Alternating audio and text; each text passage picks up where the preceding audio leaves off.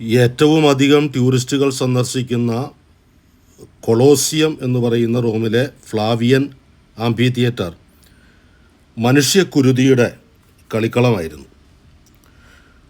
69 മുതൽ 79 വരെ റോം ഭരിച്ച വെസ്പാസിയൻ ആണ് ഇതിൻ്റെ നിർമ്മിതി തുടങ്ങിയത്. AD 72 അദ്ദേഹത്തിൻ്റെ മകൻ ടൈറ്റസിൻ്റെ കാലത്ത് AD 80 അതിൻ്റെ നിർമ്മാണം പൂർത്തിയായി. ഡിയോൺ കാസ്യൂസ് പറയുന്നതനുസരിച്ച് ഏതാണ്ട് 9000 വന്യമൃഗങ്ങൾ കൊല്ലപ്പെട്ടു 100 ദിവസം നീണ്ടുനിന്ന ഇതിൻ്റെ ഉദ്ഘാടന പരിപാടിയോടനുബന്ധിച്ച്. ഓസ്തിയാന്തിക്കയിലും പൊമ്പയിലും ഗ്രീസിലുമൊക്കെ കാണുന്ന ആംഫി തിയേറ്റർ അർദ്ധവൃത്താകൃതിയിലുള്ള ഒരു സ്റ്റേഡിയമാണ്. ഇത് അങ്ങനെയുള്ള 2 എണ്ണം മുഖത്തോട് മുഖം ഒരുമിച്ച് ചേർത്തതിൻ്റെ ഫലം ചെയ്യും. 187 × 155 മീറ്ററാണ് അതിൻ്റെ വ്യാസം. ഏതാണ്ട് 80,000 ആളുകളെ ഇതിനകത്ത് ഉൾക്കൊള്ളിക്കുവാൻ സാധിക്കും. 50 മീറ്ററാണ് ഇതിൻ്റെ ഉയരം. ഈ കോൺസ്റ്റൻറ്റൈൻ ആർച്ച് 312 നിർമ്മിതമാണ്. അതിൻ്റെ മുകളിൽ കാണാവുന്ന വിധത്തിൽ നീറോ ചക്രവർത്തിയുടെ ഒരു സ്റ്റാച്യു ഉണ്ടായിരുന്നു, 35 മീറ്റർ ഉയരമുള്ളത്. അതിൻ്റെ പേരിൽ നിന്നാണ് അതൊരു കൊളോസസ് സ്റ്റാച്യു, ഈ കൊളോസിയത്തിന് ഈ പേര് കിട്ടിയത്.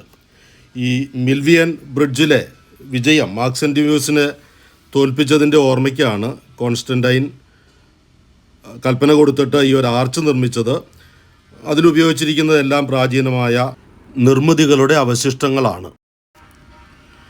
വെസ്പാസിയൻ്റെ മകനായ ഡൊമീഷ്യൻ എല്ലാവരും തന്നെ ആരാധിക്കണമെന്ന കൽപ്പന പുറപ്പെടുവിച്ചു. 81 മുതൽ 96 വരെയാണ് അദ്ദേഹം റോം ഭരിച്ചത്. അതിൻ്റെ പശ്ചാത്തലത്തിലാണ് വെളിപാട് പുസ്തകം വിരചിതമായിരിക്കുന്നത്. വെളിപാട് പുസ്തകം 13-ാം അധ്യായത്തിൽ പറയുന്ന 2 മൃഗങ്ങളിൽ ഒരെണ്ണം നീറോ ചക്രവർത്തിയാണ്, മറ്റേത് ഡൊമിഷ്യനാണ്. 18-ാം വാക്യം പറയുന്നത് വളരെ വ്യക്തമായി ഈ 666 എന്ന സംഖ്യ ഒരു മനുഷ്യനാണെന്ന് പറയുന്നു. അത് ഞാൻ വായിക്കാം. ഇവിടെയാണ് ജ്ഞാനം ആവശ്യമായിരിക്കുന്നത്.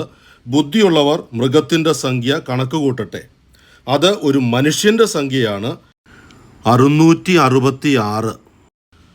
നീറോ സീസർ എന്ന് ഹീബ്രുവിൽ എഴുതി അതിൻ്റെ അക്ഷരങ്ങളുടെ മൂല്യം കൂട്ടിയാൽ 666 കിട്ടും.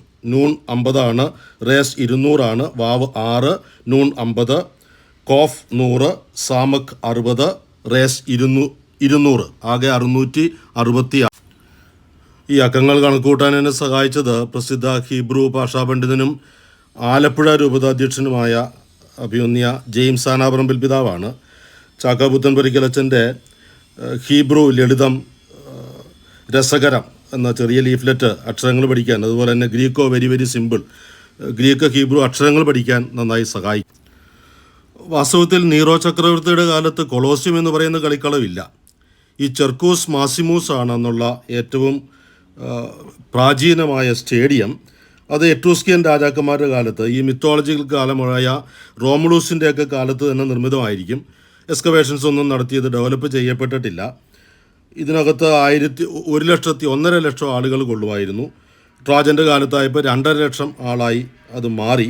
നമുക്കറിയാം ഈ റിപ്പബ്ലിക്കൻ പീരീഡ് അല്ലെങ്കിൽ ഇമ്പീരിയൽ പീരീഡ്, അതിനൊക്കെ മുമ്പുള്ള 7 രാജാക്കന്മാർ ഭരിച്ച കാലഘട്ടത്തിലുള്ള ഒരു സ്റ്റേഡിയം. ഇവിടെയായിരുന്നു നീറോ ചക്രവർത്തി പ്രധാനമായും മനുഷ്യരെ കൊന്നൊടുക്കിയിരുന്നത്. AD 64 മഹാഅഗ്നിബാധ റോമ സാമ്രാജ്യം മുഴുവൻ കത്തിയെരിഞ്ഞു. അപ്പോൾ നീറോ വീണ വായിച്ചിരുന്നു എന്നൊക്കെ പറയുന്നു. വാസ്തവത്തിൽ അതിൻ്റെ കാരണക്കാരൻ നീറോ ചക്രവർത്തി തന്നെയായിരുന്നു. ഡോമൂസ് ഔറിയ എന്ന് പറയുന്നത് സുവർണ രാജധാനിയാണ്. അത് ഡ്രീം പ്രോജക്റ്റ് ആയിരുന്നു നീറോയുടെ. അങ്ങനെ ഒരെണ്ണം പണിയാൻ പഴയ രാജസിംഹാസനം മുഴുവൻ നശിക്കണം. അതുകൊണ്ട് നീറോ തന്നെയാണ് അത് കത്തിച്ചതെന്നാണ് പണ്ഡിതമതം. എന്നിട്ട് അത് ക്രിസ്ത്യാനികളാണ് കത്തിച്ചതെന്ന് ആരോപിച്ച് അതിൻ്റെ പേരിലാണ് നീറോ ചക്രവർത്തി വലിയ ഈ നരഹത്യ, വലിയ മതപീഡനം അഴിച്ചുവിട്ടത്. കൊളോസിയത്തിൽ വെച്ച് കൊല്ലപ്പെട്ടതിനേക്കാൾ കൂടുതൽ ആളുകൾ ഈ ചെർക്കോസ് മാസിമോസിൽ വെച്ച് കൊല്ലപ്പെട്ടിട്ടുണ്ട്.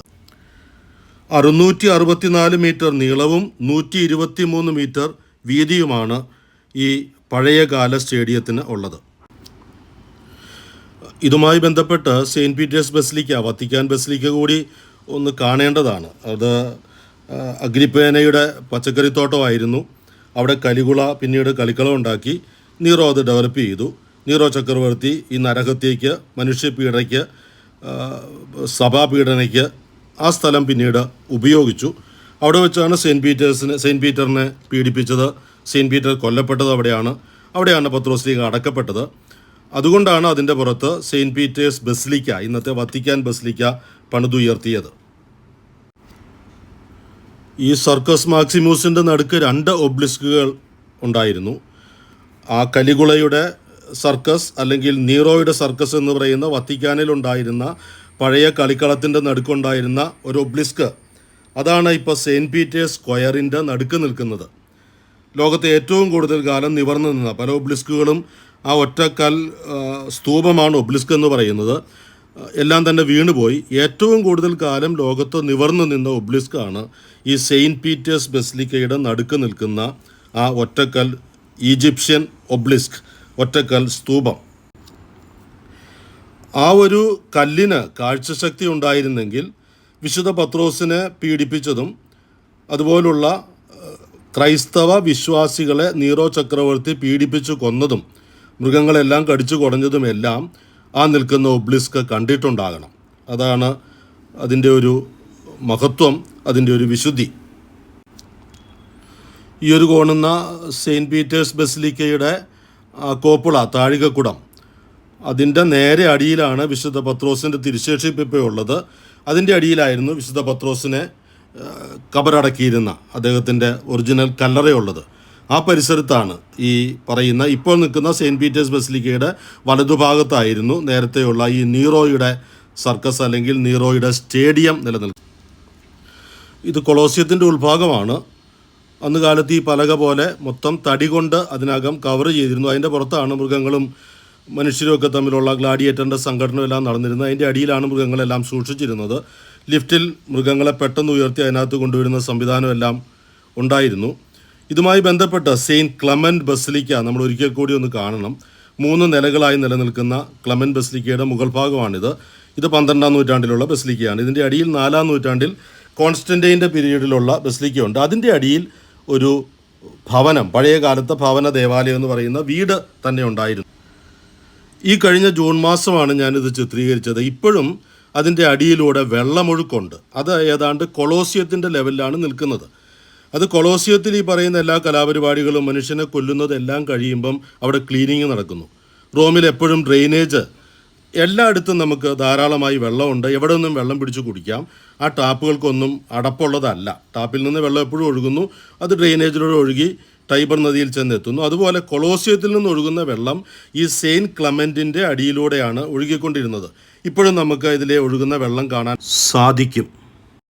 കൊളോസിയത്തിലെ എല്ലാ കലാപരിപാടികളും കഴിയുമ്പോൾ മനുഷ്യരെല്ലാം അട്ടഹസിച്ച് തിരിച്ച് വീടുകളിലേക്ക് പോകുമ്പോൾ അവിടെ ക്ലീനിങ് നടത്തുന്നു.